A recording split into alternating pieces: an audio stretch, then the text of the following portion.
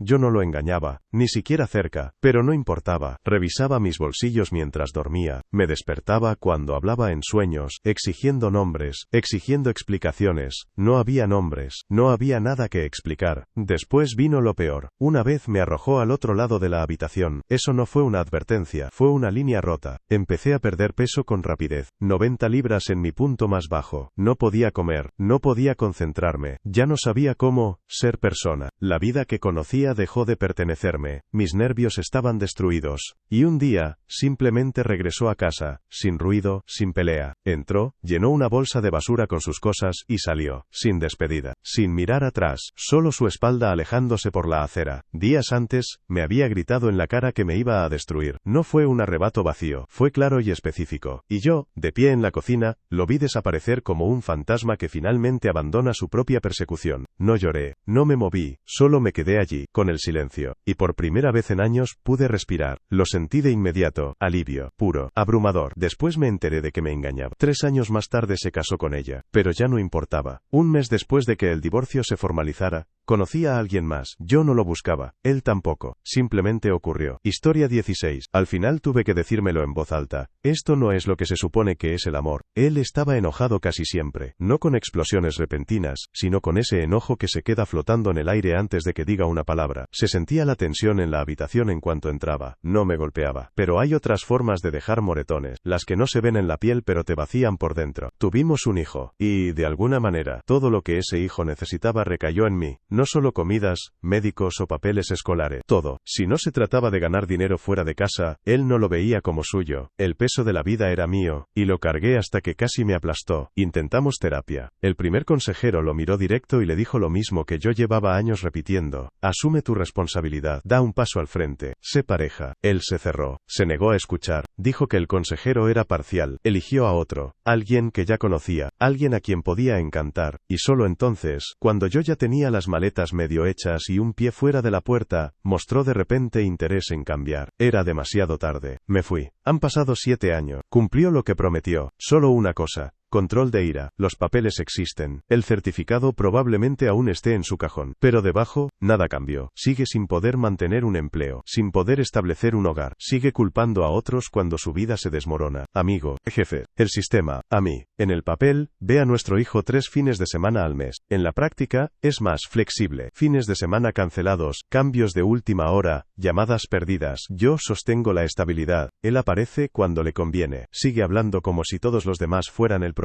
Sigue lanzando promesas sin peso. Sigue poniendo su comodidad primero. Sigue sin escuchar. Historia 17. Alguien dejó una nota en mi escritorio. Sin firma. Sin adornos. Solo una página de verdad que no pedía respuesta. Solo ser escuchada. Ella escribió. Se casó demasiado rápido. Esa fue la primera línea. No hubo una gran traición, ni un inicio dramático, ni un romance ardiente, solo una confesión silenciosa. Si hubiera esperado, si realmente se hubiera detenido a pensar, jamás lo habría hecho, pero lo hizo, y pagó el precio durante años. Al principio él fue encantador, no ruidoso, no ostentoso, seguro de sí mismo, lo bastante seguro como para decir siempre lo correcto, lo bastante seguro como para convencerla de que los trabajos eran indignos de él, de que la terapia era para débiles, de que la verdadera inteligencia no necesitaba arreglos. Luego dejó de fingir. No trabajaba. Durante 5 años, ella levantó un negocio desde cero, pagó las facturas, puso comida en la mesa, sostuvo todo. Él jugaba, horas y horas, hasta la madrugada. Decía que estaba buscándose a sí mismo, que los trabajos eran una estafa, que empezaría cuando llegara el momento. Ese momento nunca llegó. Ella le propuso ir a terapia. Él se rió. Los llamó farsantes, dijo que era más listo que todos juntos, dijo que el problema era de ella, por pensar que él necesitaba ayuda, y entonces empezó la podredumbre lenta, la menospreciaba sin gritos, con desdén, todo lo que ella construía era, nada especial, cada pequeño logro, podría haber sido mayor, cada fracaso, prueba de que no lo intentaba de verdad, incluso en la cama se giraba, ella lo buscaba, y él se hacía hielo, le decía que era demasiado, que pedía demasiado, que quizás si no fuera tan demandante las cosas estarían mejor, así que probó con el silencio, con la distancia, pensó que tal vez la culpa era suya, soltó las riendas, le dio espacio, nada cambió, él solo se hundía más lejos, como un hombre dispuesto a ahogarse con tal de poder culparla del agua. Ella no se fue de golpe, tardó, los ruegos se convirtieron en resentimiento, el resentimiento en indiferencia, y al final, en quietud, la quietud que llega cuando ya has hecho duelo por alguien que todavía duerme a tu lado. Historia 18. Alguien estaba allí, yo, un niño sentado en lo alto de las escaleras, a oscuras, afinando el oído porque los ojos no servían de nada. No debía escuchar, pero siempre lo hacía. La voz de mi madre, tensa, cansada, ese tono bajo que usaba justo antes de que alguien se marchara, o ella, otra vez. Los adultos siempre dicen, no es por los hijos, pero viéndolo repetirse una y otra vez, entiendes que esa no es toda la verdad. Claro que no es culpa de los niños, pero somos el detonante, la grieta que abre lo demás. Llega un hijo, y las máscaras se caen. Lo que estaba oculto se expone. La gente cree que lo que destruye un matrimonio es el dinero, la falta de amor, o la infidelidad. En realidad es la crianza, o más bien la clase de padres en que cada uno se convierte bajo presión. Mis padres se divorciaron 6 meses después de mi nacimiento. Ni siquiera tengo una foto familiar completa. Con los años, fui escuchando pedazos de la verdad. Que él nunca asumió su parte, que ella no soportaba su frialdad, que él pensaba que ella me sobreprotegía, 2 visiones distintas de lo que significaba criarme, y esa diferencia se convierte en un campo de batalla, no siempre ruidoso pero constante. ¿Su ex prometido? Lo mismo con otra forma. Duraron más, 6 años, toda una infancia de intentos fallidos. De ahí nació mi medio hermano, pero al final fue el mismo guión. Mi madre no soportaba cómo nos trataba, decía que era descuidado, demasiado pasivo, como si solo mirara desde afuera. Ella era la que siempre intervenía, siempre recogía los restos emocionales. Y el actual, no encaja. Ella lo sabe. Nosotros también. Se separan y vuelven como si fuera un reloj. Él paga el alquiler. Y en algún punto, eso empieza a pesar más que el amor. Mi madre teme a la soledad. Nunca la vi de verdad sola. Incluso cuando asegura que lo está, siempre hay alguien orbitando.